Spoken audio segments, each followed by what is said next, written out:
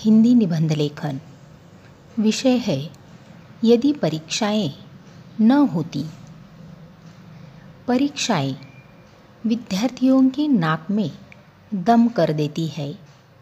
इकाई परीक्षाओं तथा सत्रांत परीक्षाओं का सिलसिला छात्रों को चैन नहीं लेने देता। कितना अच्छा होता यदि परीक्षाएं ही न होती, सिर पर परीक्षाओं का बोझ न होता तो बस आनंद ही आनंद रहता।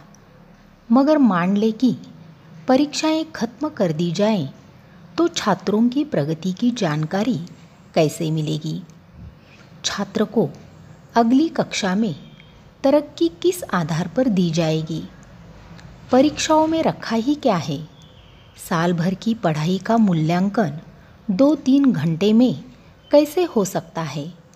परीक्षाओं में सफल होने वाले विद्यार्थियों में भी ज्ञान शायद ही दिखाई देता है।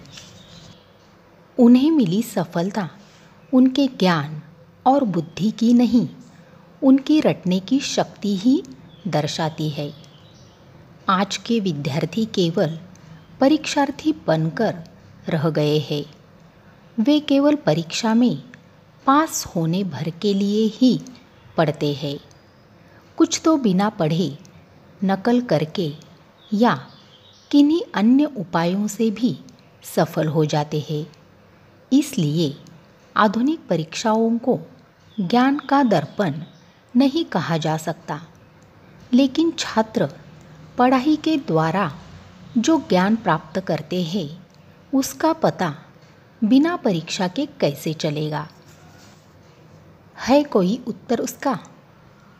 परीक्षाओं को व्यर्थ ही इतना अधिक महत्व दिया जाता है। बच्चों की पढ़ाई के पीछे माँ बाप की नींद हराम हो जाती है। बच्चों के भविष्य को ध्यान में रखते हुए माँ बाप खुद उन्हें पढ़ाने में जुटे रहते हैं। उनके लिए ट्यूशन की व्यवस्था करने में खूब खर्च करते हैं। यदि परीक्षाएं न होती तो अभिभावकों को बहुत राहत मिलती। इतना ही नहीं, परीक्षकों को भी उत्तर पुस्तिकाएं जांचने में अपनी आंखें न फोड़नी पड़ती। लेकिन परीक्षाओं की झंझट न होती तो कोई भला पढ़ता ही क्यों?